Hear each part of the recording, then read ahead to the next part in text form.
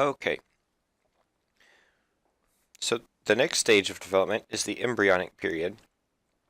And so the first thing that really starts to happen in the embryonic period is the appearance of the primary germ layers. And these are the ectoderm, mesoderm, and endoderm, and these give rise to all body tissues.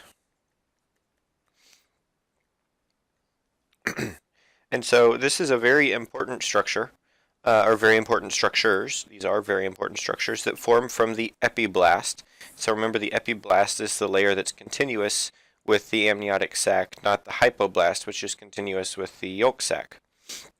And this three-layered structure, it's going to be like an Oreo cookie. It's got an inner, outer, and middle layer, and it's called an embryo. And so what happens then is there's something called gastrulation, where this embryonic disc, which is just this like Oreo cookie, starts to fold in on itself. And so it's kind of like, you know, it starts curving in on the sides and it curves in on the outer sides, and this is going to form um, these different hemispheres of the body, so the right and the left hemisphere, and it's going to also form the head and the tail. And so there's a couple things that are present, or a couple things that need to happen. So there's the formation of the primitive streak, and I'm going to show you all an image of this in a moment. But this three-layered disc is going to start having in order to get this three-layer disc, you're going to start having this one depression start to happen on the surface of the epiblast. And so imagine like a single cookie with cells in the middle, or structures in the middle, start forming a line and kind of falling in. So it's kind of like if there was an earthquake that happened, and so there was this streak that appeared in the middle, and things started falling into it. And so there's going to be these this different area at the beginning. It's going to be just like this little hole or this little pore. And this is going to be the primitive node, which is going to end up marking the cephalic end of the streak. And around it is going to be this little elevated area. So, and let me kind of draw y'all a picture. You're going to have this little spot, and in the middle, this little pore will appear, and then everything around it is going to end up arching up on both sides. And this is going to end up being what forms different neural tissues. So let's go ahead and this is going to give rise to the three germ layers. But let's go ahead and look at this image. So this right here is very early on. We don't have the three germ layers. We just have the hypoblast and the epiblast. And you can see those two right here. And so very early on, whenever it's just these two layers, there's going to be this little node that appears right here. And this is going to expand downward, forming this primitive streak. And you can see it kind of arches up here on both sides. And so what happens next, you'll have this pore that has, or the epiblast pore, which is going to form the anus. And then here is going to be where the mouth forms a little bit later, over towards the cephalic end. And so cells that are in the epiblast layer are going to start dividing very quickly and kind of falling into this pore, and they're going to displace the hypoblast layer. And so here you can see what this would look like in a cross section. So cells of the epiblast are dividing, and so you can see here you've got like all of these cells, but in the middle they're becoming more abundant, and wherever they divide, they're going to come in and they're going to push over to the side, and they're going to displace the hypoblast layer, or move it out of the way. And so these layers, this layer that is first, the epiblast, is going to form the ectoderm. And right now these cells that are dividing and coming in and displacing the hypoblast are going to be the endoderm. And so that was earlier in week 3. Now we're looking at later in week 3. So here the hypoblast is now displaced. So this is where the hypoblast starts over here at the side. These yellow cells are all going to be the endoderm. And once the endoderm is formed, the the layers here of the epiblast don't stop dividing. They continue to divide, and they come in and they fill in the middle of this three-layered structure. And so this is now going to form the mesoderm. So here by about late week 3, you'll have the presence of all 3 of the primary germ layers.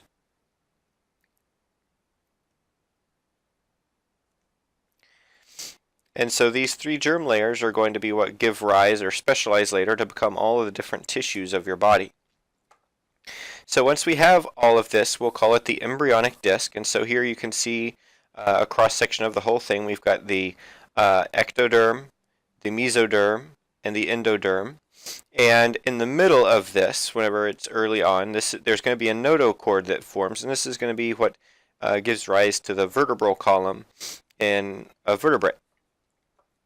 And so you can see that the epiblast is still up here, and it's continuous with the ectoderm, and the hypoblast is right down here. It's part of the our outer surface of the yolk sac, and this is going to be continuous with the endoderm. So after you have this disc, it now needs to start folding. And there are two types of folding that happen, the cephalocaudal folding and the transverse folding. And so if you've ever been to Chipotle, you're familiar with these types of folding. So the transverse folding is going to come in on both sides, and it's going to form the length of the burrito, or the length of the body. It's going to form the left and the right sides whenever it comes over and forms in the middle, and that'll be your midline here on the front. The cephalocaudal folding is going to be happening on the outer ends, and this is going to form the two cups or ends of the burrito. And so in an embryo, this is going to form the head and the tail, and so that's why it's cephalocaudal and transverse. And this is all going to start happening kind of simultaneously. So cephalocaudal folding is going to start curving in, and this is going to form the head and the tail regions of the embryo. There's going to be very quick growth of the embryonic disc to be able to allow enough space or enough structures, tissue to be able to come in and form this. And during this time, there's going to be no growth of the yolk sac. The yolk sac is going to stay kind of the same, and then it's going to actually start shrinking in a little bit. And so here you can see the cephalocaudal folding. So if you took a longitudinal section here of the embryo, you can see that the part up here near the head and the tail start growing in on each other. There's very rapid growth of these tissues, and you'll notice the yolk sac is staying about the same size in total volume. And this is going to form the head and the tail, and you'll see that there are actually some cells up here in the mesoderm that are going to start forming the heart, and then the gut's going to form in a little bit. And then the transverse folding is going to happen very close to the same time. So instead of coming in on the two ends, it's going to come and form the left and right sides of the embryo. And this is going to create it like a cylinder, like a burrito. And then everything's going to come in and meet here in the front. And so here is a cross section of the embryo, and you can see the left and the right sides coming in here and pinching in. And this is going to be what forms the GI tract here in the middle. And so it's going to kind of like pinch off here from the yolk sac. And so now what we'll have is a cylindrical tube with the ectoderm around the outside and also pinched off here in the middle to form the neural or the central nervous system. The mesoderm is all here in the middle, and this is going to form eventually organs like the heart, kidneys, etc.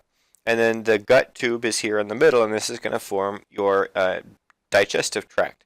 So whenever we talk before about those three germ layers forming all tissues of the body,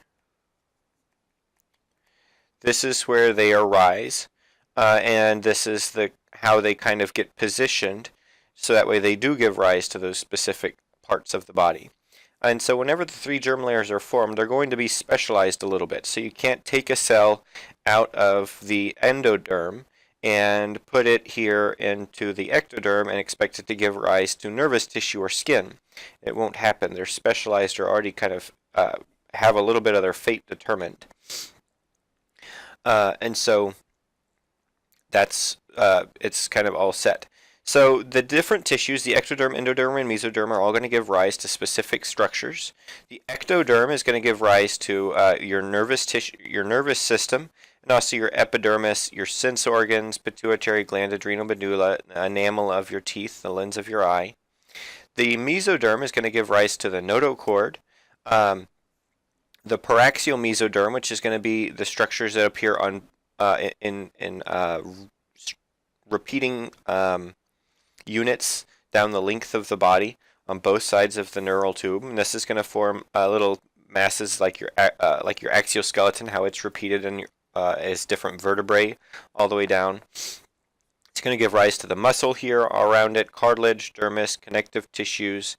The intermediate mesoderm is going to form the kidneys, ureters, and reproductive system.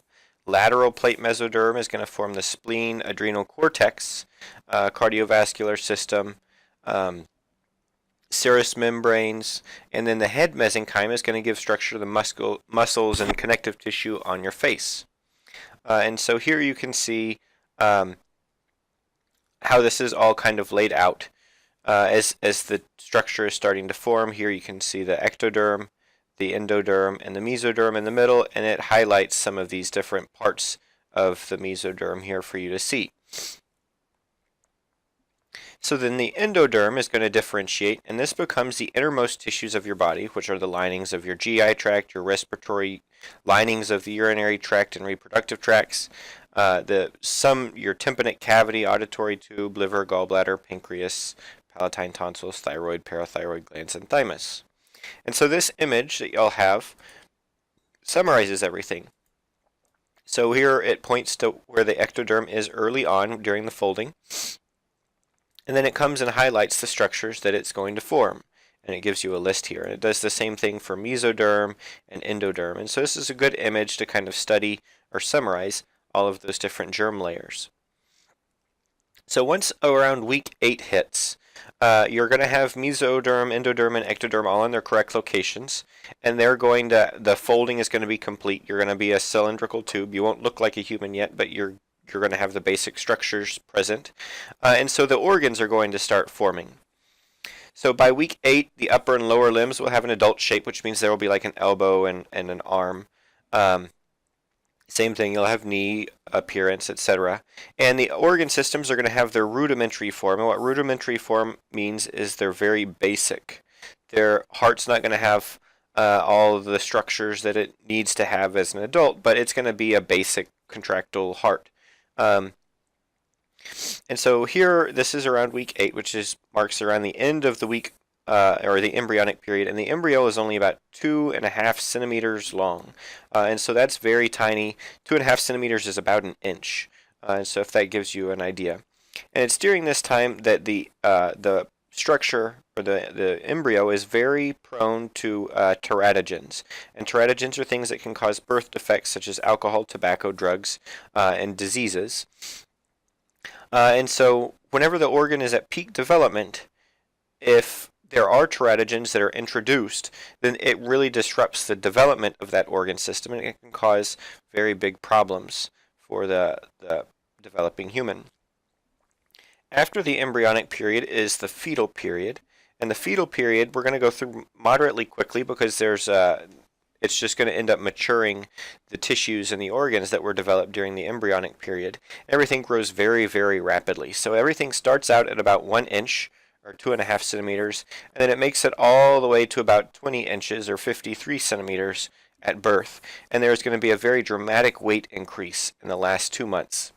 So I'm going to walk through these charts with y'all, but it's going to give you a time period on the side, and it's going to give you the major events that happen. And so y'all can go through and you can look and see what are some of the things that are happening.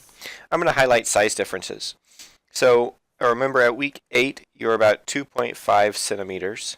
Now here, by the end of week 12, it's going to be about 9 centimeters. By the end of week 16, it's going to be about 14 centimeters. By the end of week 20, it's about 19 centimeters. And so the last 18 weeks, it's going to go all the way up to about 36 centimeters. And it's going to have very rapid weight gain. And so it's going to go here from about 28 grams, which is very tiny, all the way up to about 2,500 to 4,500 grams by the end. And then you'll see that whenever it tacks on this extra 17 centimeters, it's going to also quintuple at least to up to 10 times the weight here, from 450 grams to about 4,500 grams. So there's huge gains in weight and size that happen here in the last couple weeks, and this is helping prepare the baby, or tack on mass, so that way it can escape or leave the mother and continue to develop.